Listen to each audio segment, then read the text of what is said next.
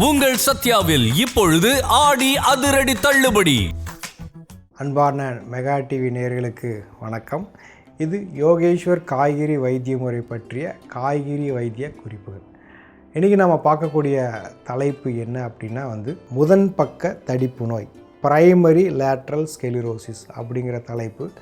So இது ஒரு திசு தடிப்பு சார்ந்த ஒரு நோய். அதாவது உடம்புல திசுக்கள் தடித்த நிலை போகிறப்போ அதை ஸ்கெலிரோசிஸ்ன்னு சொல்லுவாங்க. அந்த பகுதியை தான் நம்ம ஒவ்வொன்றா நம்ம சொல்லிகிட்ருக்குறோம். இது வரைக்கும் 4 வேறுபட்ட விஷயத்தை பேசியிருக்கிறோம். இது 5வது விஷயத்தை பேசுகிறோம். அந்த 4 இதில் 2 இரத்த நாளங்கள் சம்மந்தப்பட்டதாகவும், குருதி நாளங்கள், அப்புறம் 2 சிறுநீர் சம்மந்தப்பட்டதாகவும் பார்த்துருக்குறோம். இன்றைக்கி பார்க்கக்கூடியது தசைகள் சார்ந்ததாக பார்க்குறோம்.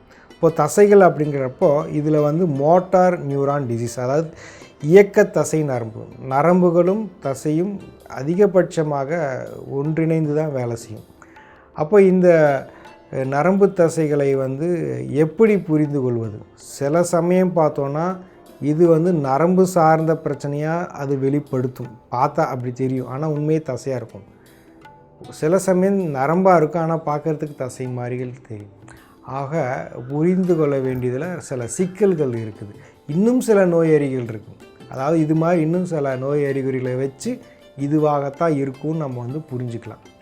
அப்போது இந்த ஒரு முதன்மை பக்கத்தடிப்பு நோய் அப்படின்னு சொல்கிறதுல மோட்டார் நியூரான் டிசீஸ் இதனுடைய அறிகுறிகள் அப்படின்னு பார்த்தோன்னா காலில் அது ரொம்ப முக்கியமாக தெரியும். காலில் ஒரு தடுமாற்றம். அப்போது இந்த தடுமாற்றம் ஏன் வருது அப்படின்னா, உடம்பில் இருக்கக்கூடிய தசைகளில் மிக முக்கியமான தசையை கெண்டைக்கால் தசை.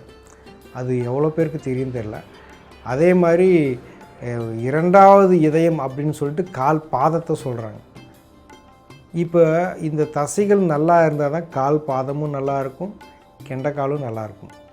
இல்லை அப்படின்னா அங்கே ஒரு புரியாத சில அறிகுறிகள் வரும். அதில் தான் என்ன அறிகுறின்னா தடுமாற்றம். அப்புறம் அந்த பொதுவாகவே நம்ம நிற்கிறதுக்கோ செய்கிறதுக்கோ இது எல்லாமே ஓடுறதுக்கோ அந்த கெண்டைக்கால் அப்படிங்கிறது ரொம்ப முக்கியம். அந்த தசைகள் அங்கே இருக்கக்கூடியது நம்மளை மிகவும் பலப்படுத்துவதாகவும் எல்லா வேலையும் வெடுக்குன்னு செய்கிற மாதிரி இருக்கும். இல்லைன்னா அதில் ஒரு சுணக்கம் ஏற்படும். அதே மாதிரி ரொம்பவுமே இறுக்கி போன பிடிப்பு, அப்படி ரொம்ப இறுக்கமாக இருக்கக்கூடிய தன்மை. 3வதாக பார்க்குறப்ப அந்த விரல்களே, அந்த விரல்களே பார்த்திங்கன்னா அப்படி ஒன்றா திரள்கள் போல் ஒன்று சேர்ந்துருது, உள் இழுக்கக்கூடிய தன்மை. இது பார்த்திங்கன்னா தடிப்புத்தன்மையினுடைய ஒரு அறிகுறி தான். அடுத்த தலைப்பிடிப்பு, கை கால் பாதம் எல்லாத்துலேயும் தலையிலிருந்து கால் வரைக்கும் இருக்கக்கூடிய தசை பிடிப்புகள், அதுவும் கூட நம்ம கருத்தில் இருக்கணும். திடீர்னு வர்றது, முக்கியமாக இந்த குளிர்க்கூடிய சமயத்தில், ஈரப்பதம் அதிகமாக இருக்கிற இடத்துல, அதிகமாக என்ன சொல்கிறது, ரொம்ப சீதோஷ நிலை ரொம்ப குளிர்ச்சியாக இருக்கிறப்போ, குளிர்காலங்களில், இந்த மாதிரி சந்தர்ப்பத்தில் அப்படி ஒரு தசைப்பிடிப்பு இருக்கும். அப்புறம் ரொம்ப விழுங்குறதுல ரொம்ப கஷ்டம். நம்ம சாப்பிட்டோன்னா இந்த இடத்துல தசைகள் நார்கள் சரியாக வேலை செஞ்சால் தான் விழுங்கிறதுக்கு சில எளிமையாக இருக்கும். இல்லை அப்படின்னா அது ஒரு மாதிரி ரொம்ப கடுமையாக இருக்கும். தசை அழிவு நோயினே ஒன்று இருக்குது, அப்படி ஒன்று இருக்குது. ஆக உடம்புல ஒரு இடத்துல இயக்கம் நடக்கணும்னா அங்கே தசை வேணும், அதற்குண்டான தசை வாயுவும் வேணும். 2மே இருந்தால் தான் அந்த இடத்துல வேலை நடக்கும். இப்போ இந்த மாதிரி விழுங்கிறதுல ஏற்படுறது. அப்புறம் நம்ம மூச்சு இழுத்து விடும்பொழுது சுவாசம், அது கூட ஒரு தசைகளினுடைய ஒரு முக்கியமான செயல்பாடு. நம்ம சொல்லக்கூடிய இந்த உதர விதானமாக இருந்தாலும் சரி, இருதயமாக இருந்தாலும் சரி, நுரையீரலாக இருந்தாலும் இதனுடைய இயக்கங்கள் அதிகபட்சமாக தசைகளை சார்ந்து இருக்குது. அப்போ அது எந்த அளவுக்கு பலமோ அந்த அளவுக்கு அது ஆரோக்கியமாக நல்லா வேலை செய்யும். இப்படி நம்ம சொன்ன நோய் அறிகுறிகள் எல்லாமே இந்த தசை நரம்பு இதெல்லாம் அருமையாக வேலை செஞ்சதாக உண்டு. அதில் ஏதாவது ஒரு தடிப்பு ஏற்பட்டால் இதனுடைய வேலைகளில் ஒரு சுணக்கம் வரும். இப்படி புரிஞ்சுக்கிட்டு நம்ம என்ன மாதிரி உணவு எடுக்கணும்னு பார்க்கணும். இதில் என்ன உணவு நம்ம எடுக்கிறது சிறந்தது அப்படின்னா காய்கறிகளில் அரசாணைக்காய் ரொம்ப ரொம்ப முக்கியம். அரசாணைக்காயை பொடி பொடியாக கட் பண்ணலாம். கட் பண்ணி மென்று சாப்பிட்லாம். இந்த அரசாணிக்காயை வந்து ஒரு சுவையில் பார்க்குறப்ப ஒரு கேரட்டு சாப்பிட்டா என்ன மாதிரி ஒரு ஒரு சௌகரியம் இருக்குமோ அதே சௌகரியம் வந்து அரசாணிக்காய்க்கு இருக்குது. நாட்டு காய்கறிகளை சாப்பிட்றதுக்கு ஒரு சிலர் வந்து ஒரு தயக்கம் காட்டுறாங்க, அல்லது வந்து அவங்களுக்கு விருப்பம் இல்லை அப்படின்னா, அப்போ அவங்க இங்கிலீஷ் காய்கறிகளை, ஆங்கில காய்கறிகளை வந்து அவங்க சுலபமாக எடுத்துக்கிறாங்க, கேரட்டெல்லாம். அதே மாதிரி ஒரு எஃபெக்ட் வந்து இந்த அரசாணிக்காய் கொடுக்கும். காய்கறிகளை மென்று சாப்பிட்றப்ப அவங்களுக்கு மென்று சாப்பிடக்கூடிய பழக்கம் இருக்குது, அப்படி சாப்பிட முடியும் அப்படின்னா ஒரு மிகச்சிறந்த ஒரு வழி நான் சொல்கிறேன். எந்த அளவுக்கு காய்கறிகளை பெருசாக வைக்கிறோமோ அது சாப்பிட்றதுக்கு நிறைய தயக்கம் காட்டுவோம். எந்த அளவுக்கு பொடி பொடியாக நறுக்கிறோமோ அப்போ எளிதாக தானாக சாப்பிட்ருவாங்க.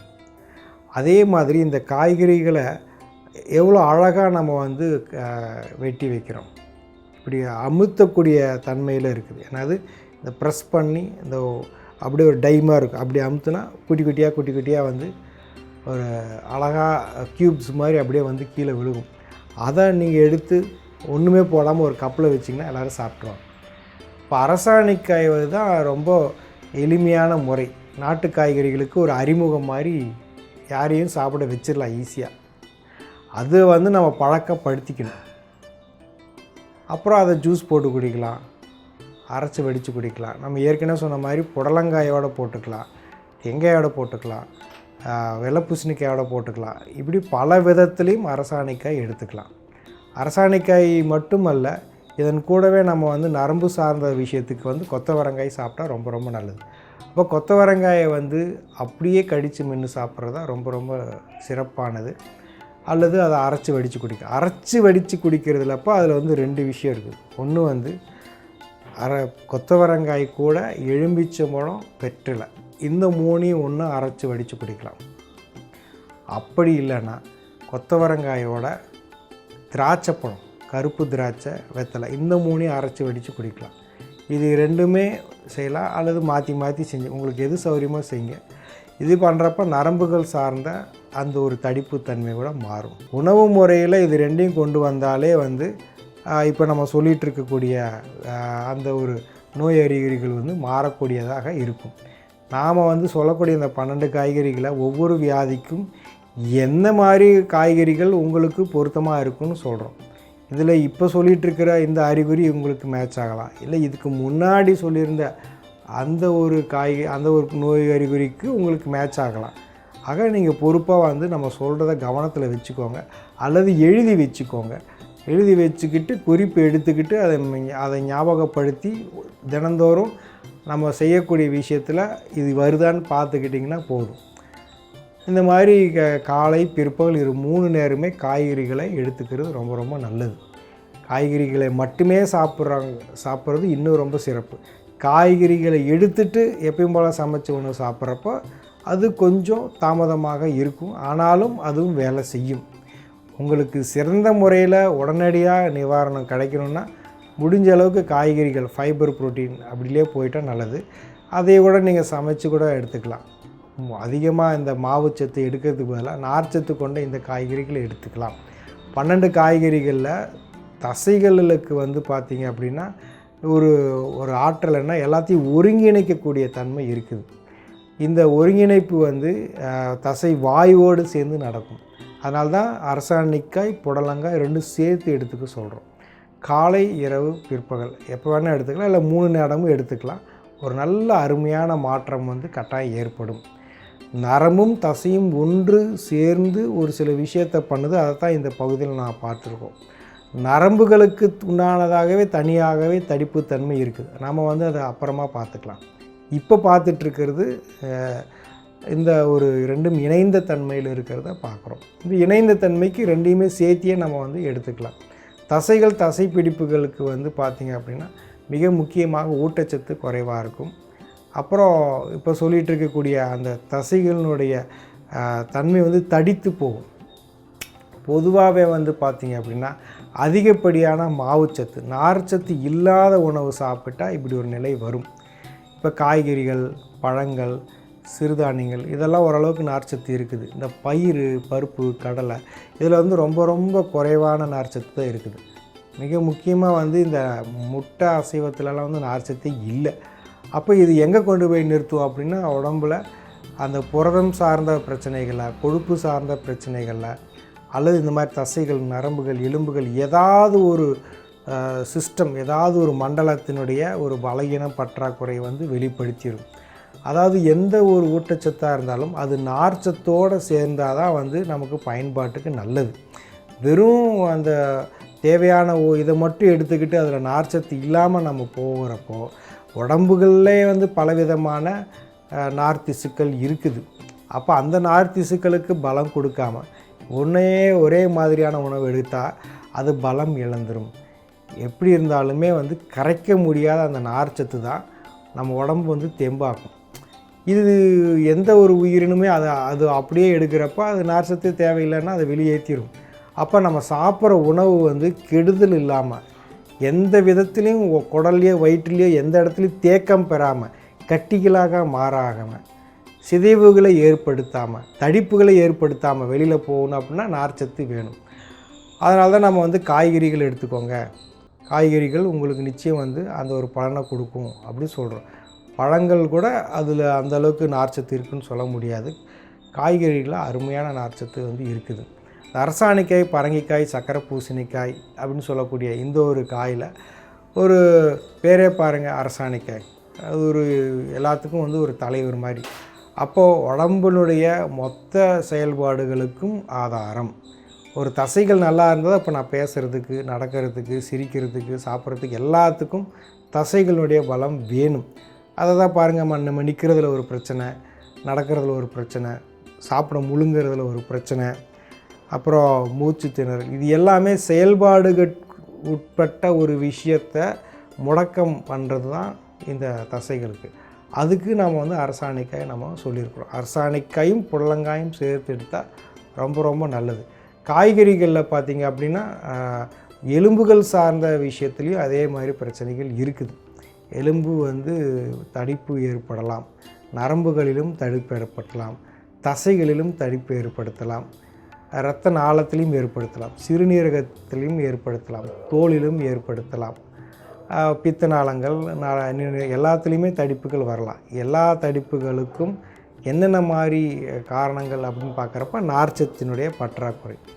அது போக இப்போ நம்ம சொல்லிகிட்டு இருக்கக்கூடிய ஒவ்வொரு தடிப்புக்கும் ஒவ்வொரு திசு தடிப்பினுடைய முறைகளை பார்த்துட்டு அதுக்கு என்ன காய்கறின்னு நம்ம சொல்லிகிட்ருக்குறோம்.